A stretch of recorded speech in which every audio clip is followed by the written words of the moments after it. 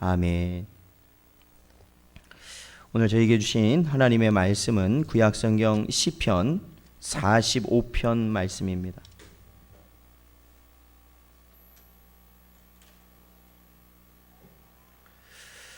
구약성경 시편 45편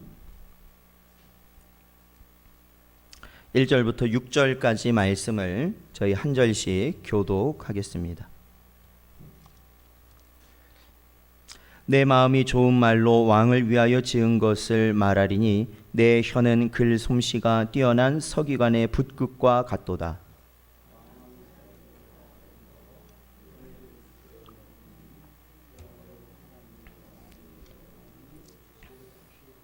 용사여 칼을 허리에 차고 왕의 영화와 위엄을 입으소서.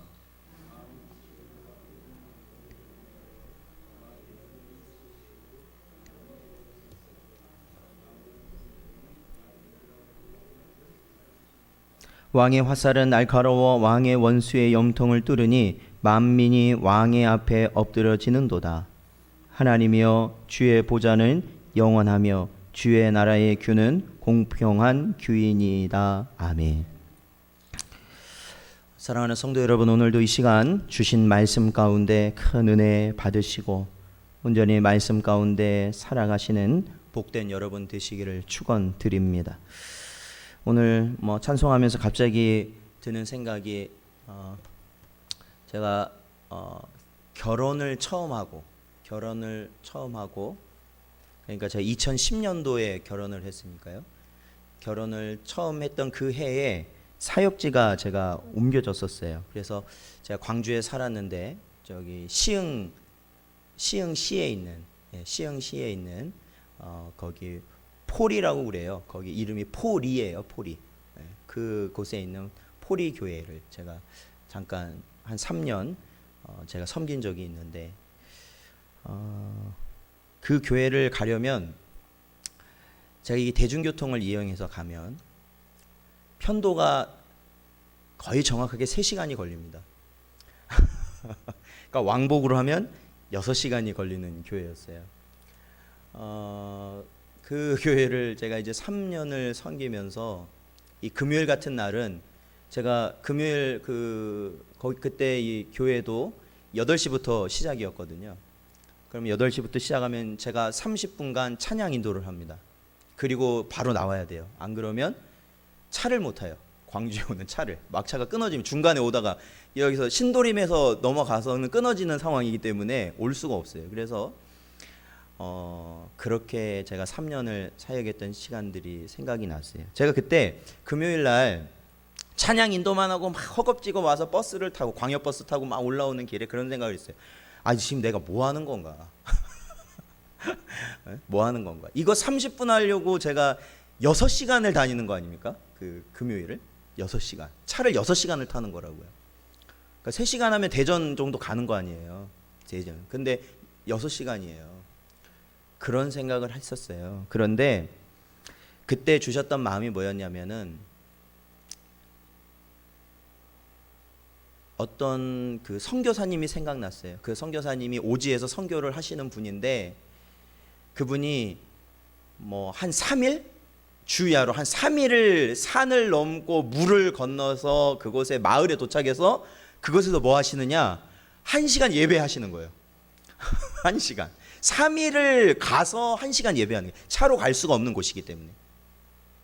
그리고 또 거기에서 출발해서 또 며칠을 가서 또 예배를 한번 보고. 사랑하는 성도 여러분, 우리가 예배를 드리잖아요. 바로 그 예배가 그러한 가치가 있는 겁니다. 그런 가치. 제가 그 마음을 하나님께서 제게 주셨을 때 제가 불평하지 않고 다닐 수 있었어요. 그 나머지를. 네, 그거 너무 힘들었었어요. 처음에. 바로 이 시간입니다.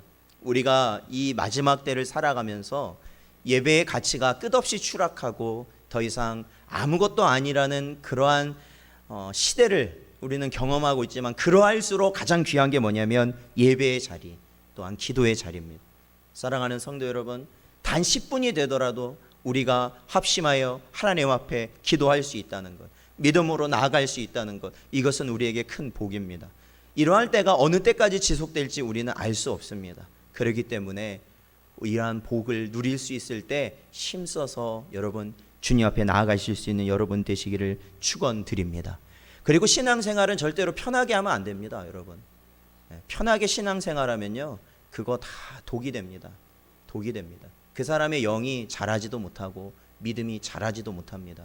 그래서 결국에는 어떻게 되냐, 교회를 흔드는 존재로밖에 전락하게 되지 않습니다. 그렇기 때문에 이 시간 우리들이 점점 더 우리가 신앙생활 하는 것이 어려워지고 힘들어지고 번거로워지고 귀찮아질수록 그럴수록 이게 진짜구나라는 것을 깨닫는 은혜가 있으시길 바랍니다. 그리고 그것이 하나님이 참된 길로 우리를 인도하신다는 것을 기억하셔야 됩니다. 그러할수록 그 길을 나아갈 때 우리 안에 또 뭐가 있다는 겁니까? 참된 믿음이 또한 있다라는 겁니다. 그래서 이러할 때일수록 저희들이 더욱더 하나님을 찬양하며 하나님의 크신 은혜를 저희들이 바라보며 나아가는 여러분 되시길 축원드립니다. 오늘 이 시편 45편을 보면요, 45편을 보면은 이 45편은 이 왕에 대해서, 이 시편 기자가 왕을 위하여 지은 시로 보여집니다. 왜냐하면 45편 1절에 보니까 내 마음이 좋은 말로 왕을 위하여 지은 것을 말하리니 내 혀는 글솜씨가 뛰어난 서기관의 붓끝과 같도다, 이렇게 작성되어 있습니다. 그래서 이 내용을 살펴보면요, 이스라엘의 왕에 대한 찬양 시이면서 또한 사랑의 노래입니다. 그 중간에 보면 그 왕의 주변에 있는 여인들과의 사랑을 노래하고 있고, 또한 그러다 보니까 이 노래가 왕의 결혼을 위한 노래라고 여겨지기도 합니다. 주인공 왕은 어떠한 자이냐면 2절부터 보면 왕에 대해서 말을 하고 있는데, 그는 아름답고 은혜의 입술을 가지고 영원토록 하나님의 복을 누리는 자라고 노래하고 있습니다. 그것을 좀 더 자세히 3절부터 보면은 그는 용사와 같다라고 말을 하고 있습니다. 용사와 같아서 그는 왕의 영화와 위엄을 가진 자이고, 또한 진리와 온유와 공의를 세우는 왕이며 원수와의 전투에서도 당연히 승리하는 그러한 왕으로 기록되어져 있습니다. 그게 이제 5절까지의 내용이에요. 자, 이 왕이 누군지는 정확히 알 수가 없습니다.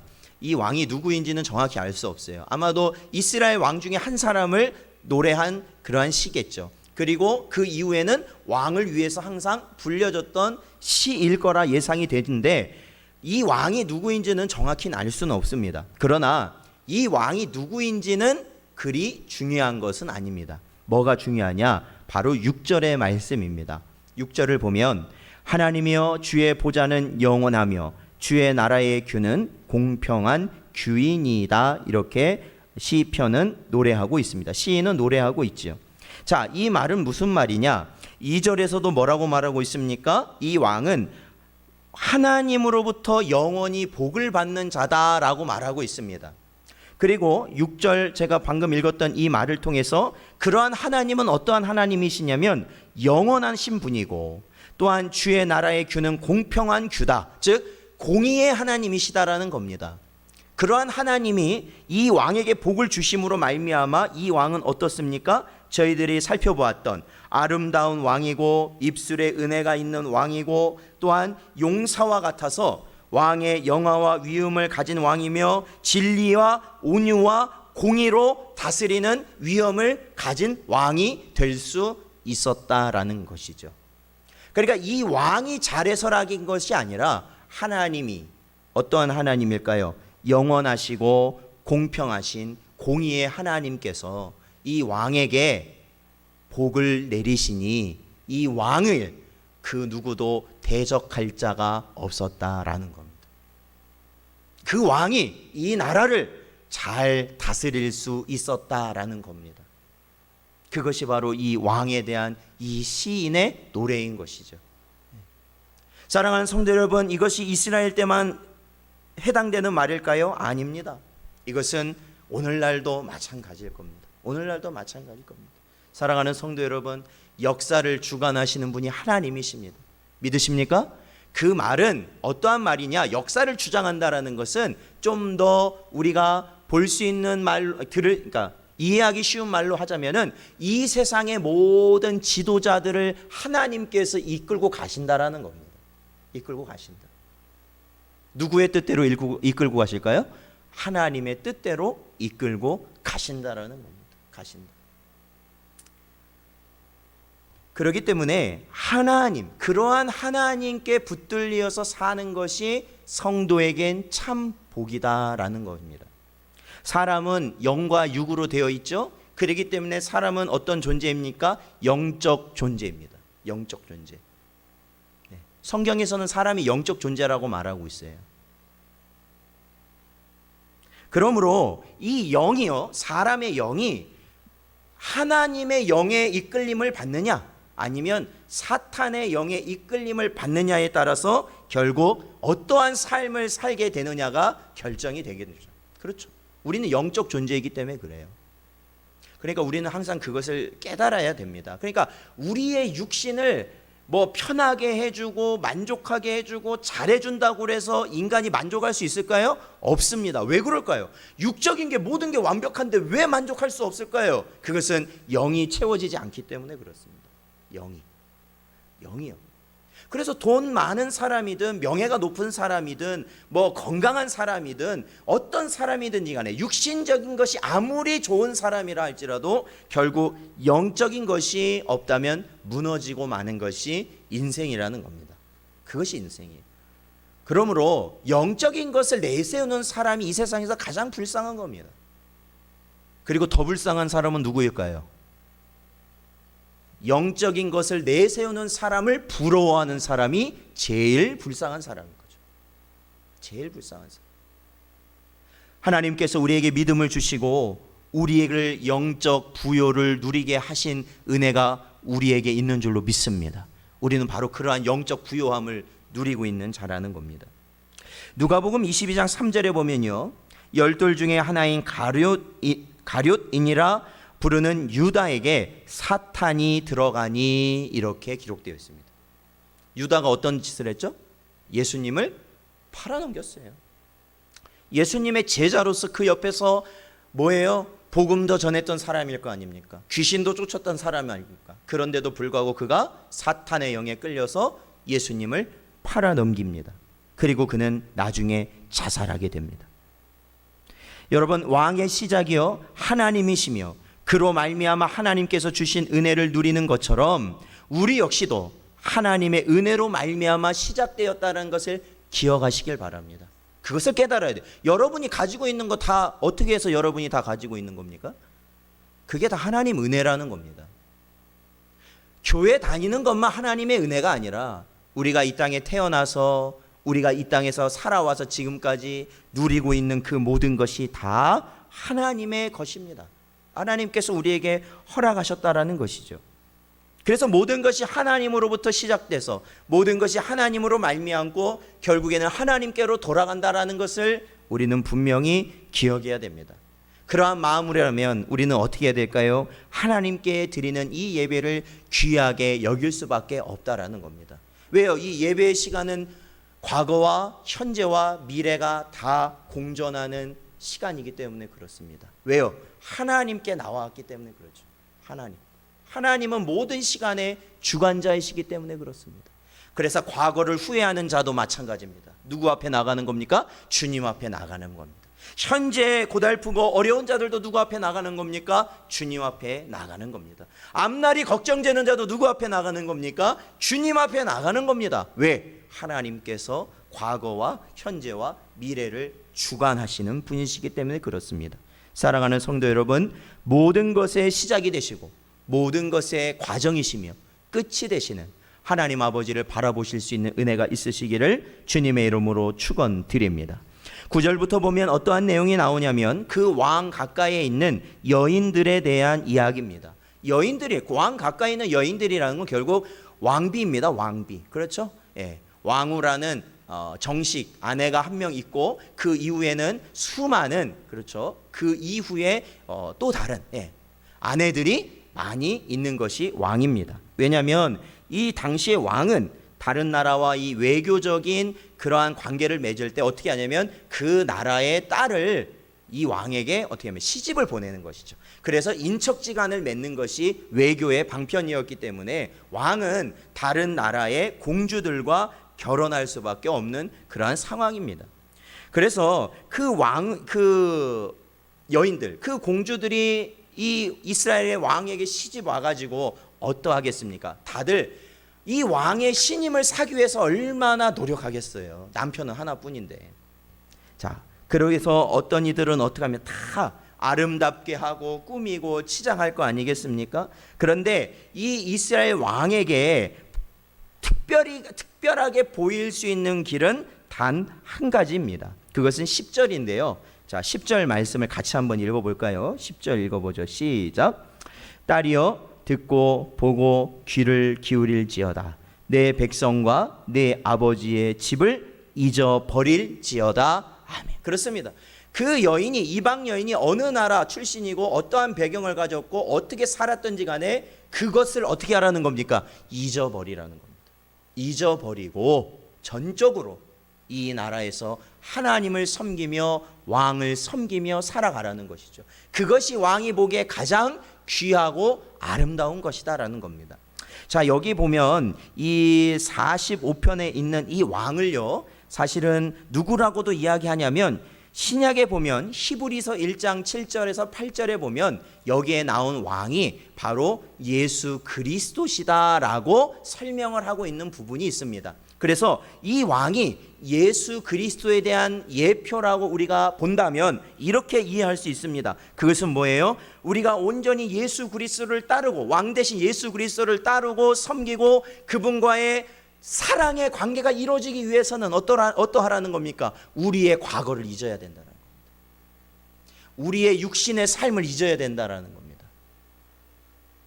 우리가 죄로 일관되게 살아왔던 그 삶을 잊어야 한다는 겁니다. 그리고 오로지 누구만 바라봐야 됩니까? 예수, 왕 대신 예수 그리스도만을 바라봐야 한다라는 것이죠.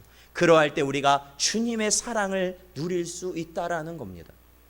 창세기 12장 1절에 보면 여호와께서 아브람에게 이르시되 너는 너의 본토 친척 아비집을 떠나 내가 내게 지시할 땅으로 가라 말씀하십니다.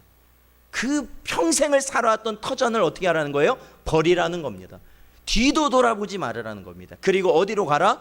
보여줄 땅으로 가라. 보여준 땅이 아니에요. 보여줄 땅으로 가라고 말씀하시는 겁니다. 그러니 아브라함이 알았겠습니까? 몰랐겠습니까? 전혀 몰랐어요. 어디로 가야 되는지 전혀 몰랐어요. 그럼에도 불구하고 아브라함은 하나님을 바라보고 그 길을 갔습니다. 사랑하는 성도 여러분, 이 시의 마지막은 이렇게 끝납니다. 내가 왕의 이름을 만세 기억하게 하리니 그러므로 만민이 왕을 영원히 찬송하리로다. 이렇게 고백하고 있습니다. 그렇다는 것은 저와 여러분, 우리는 끝나지 않은 인생의 길, 주님께서 우리에게 약속하신 그 길을 가고 있습니다. 어디로 가야 되는지 그거는 우리가 알 수 없어요. 어떠한 결과가 우리를 기다리고 있는지 우리는 이 땅에서는 알 수 없습니다. 그러나 중요한 건 뭡니까? 우리에겐 반드시 약속의 그 새하늘과 새 땅이 우리에게 주어질 것이고 그 길을 가기 위해서 우리는 주님만을 바라보고 가는 것이다. 그것이 바로 우리의 믿음이에요. 그래서 우리는 영원토록 그 주님만을 찬송할 수 있다라는 겁니다. 그렇죠? 이 땅에 역병이 퍼졌을 때도, 이 땅에서 우리가 경제적인 어려움을 당했을 때도, 이 땅에서 우리가 육신의 어려움을 당했을 때도, 고통을 당하고 슬픔을 당하고 이 땅에 있는 것들을 잃어버리는 상황이 오더라도 우리는 주님을 찬양할 수 있는 은혜를 누리는 것입니다. 사랑하는 성도 여러분, 오늘도 이 시간 저희들 함께 기도할 때 바로 이러한 이 시편에 나온 그 주님을 향한 그 찬양의 고백이 우리의 고백이 되기를 주님의 이름으로 축원드립니다. 저희들 같이 이제 말씀 기억하면서 기도할 테인데